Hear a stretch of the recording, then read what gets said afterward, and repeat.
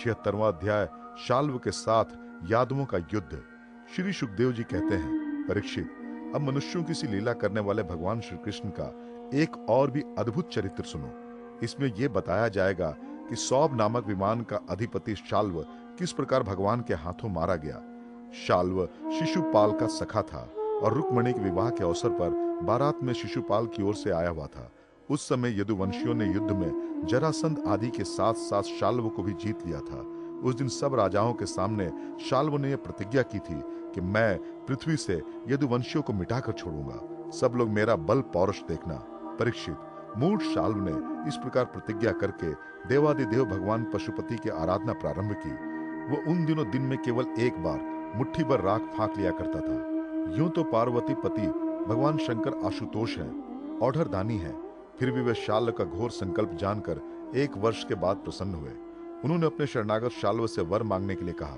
उस समय शाल्व ने यह वर मांगा कि मुझे आप एक ऐसा विमान दीजिए जो देवता, असुर, मनुष्य, गंधर्व, नाग और राक्षसों से तोड़ा ना जा सके, जहां इच्छा हो वहीं चला जाए और यदुवंशियों के लिए अत्यंत भयंकर हो। भगवान शंकर ने कह दिया, तथास्तु। इसके बाद उनकी आज्ञा से विपक्षियों के नगर जीतने वाले मैं दानव ने लोहे के सौब नामक विमान बनाया और शाल्व को दे दिया। वो विमान क्या था? एक नगर ही था। वह इतना अंधकार में था कि उसे देखना या पकड़ना अत्यंत कठिन था। चलाने वाले उसे जहां ले जाना चाहता वहीं वो उसकी इच्छा करते ही चला जाता था।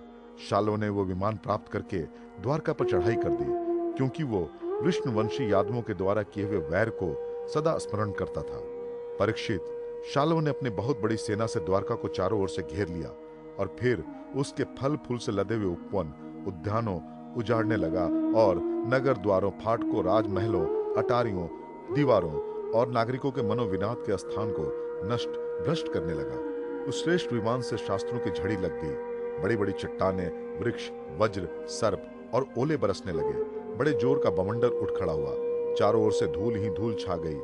परीक्षित, प्राचीन काल में जैसे त्रिपुरासुर ने सारी पृथ्वी को पीड़ित कर रखा था, वैसे ही शाल्व के विमान ने द्वारकापुरी को अत्यंत पीड़ित कर दिया। वहां के नर नारियों को कहीं एक क्षण के लिए भी शांति न मिलती थी।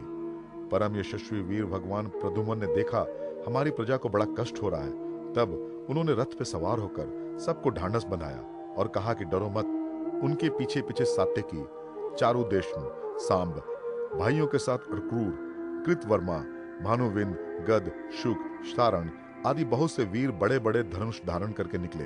ये सब के सब महारथी थे। सबने कवच पहन रखे थे और सबकी रक्षा के लिए बहुत से रथ, हाथी, घोड़े तथा पैदल सेना साथ साथ चल रही थी। इसके बाद प्राचीन काल में जैसे देवताओं के साथ असुरों का घमासान युद्ध हुआ था, वैसे ही शाल्व के सैनिकों और यदुवंशियों का युद्ध होने लगा। उसे देखकर लोगों के रोंगटे खड़े हो जाते थे। प्रद्युम्न जी ने अपने दिव्य अस्त्रों से क्षण भर में ही सौभ्यपति शाल्व की सारी माया काट डाली। ठीक वैसे ही जैसे सूर्य अपनी प्रखर किरणों से रात्रि का अंधकार मिटा देते हैं। प्रद्युम्न जी के बाणों से सोने के पंख एवं लोहे के फल लगे हुए थे। उनकी गांठें जान नहीं पड़ती थी। उन्होंने ऐसे ही 25 बाणों से शाल्व के सेनापति को घायल कर दिया।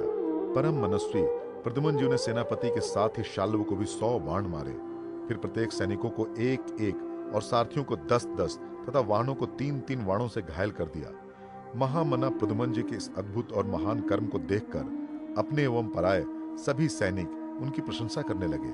परीक्षित, मैं दानव का बनाया हुआ शाल्व का विमान अत्यंत मायामय था। वह इतना विचित्र था कि कभी अनेक रूपों में दिखता तो कभी एक रूप में, कभी दिखता तो कभी ना भी दिखता। यदि वंशियों की इस बात का पता ही ना चलता वह इस समय कहाँ है। वह कभी पृथ्वी पर आ जाता तो कभी आकाश में उड़ने लगता, कभी पहाड़ की चोटी पर चढ़ जाता तो कभी जल में तैरने लगता।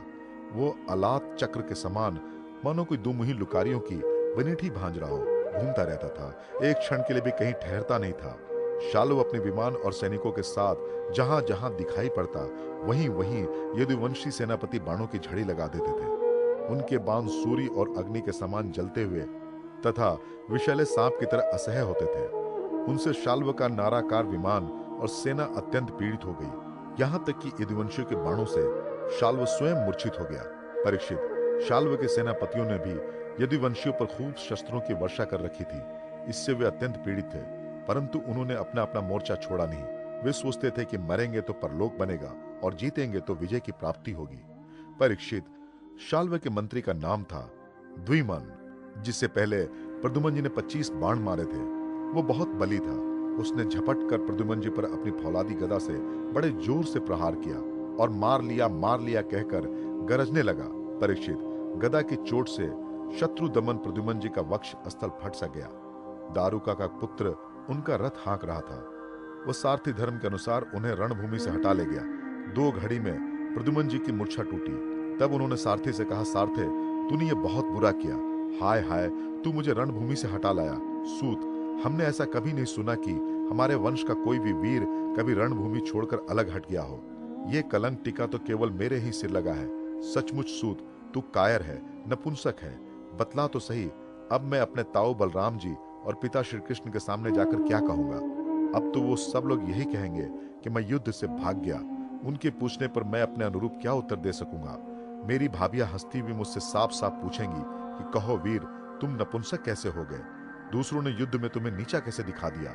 सूत, अवश्य तुमने मुझे रणभूमि से भगाकर अक्षम्य अपराध किया है। सारथी ने कहा, आयुष्मान, मैंने जो कुछ भी किया है सारथी का धर्म समझकर ही किया है। मेरे समर्थ स्वामी, युद्ध का ऐसा धर्म है कि संकट पड़ने पर सारथी रथी की रक्षा करे तथा रथी सारथी की। इस धर्म को समझते हुए ही मैंने आपको रणभूमि से हटाया है। शत्रु ने आप पर गदा का प्रहार किया था, जिससे आप मूर्छित हो गए थे, बड़े संकट में थे, इसी से मुझे ऐसा करना पड़ा।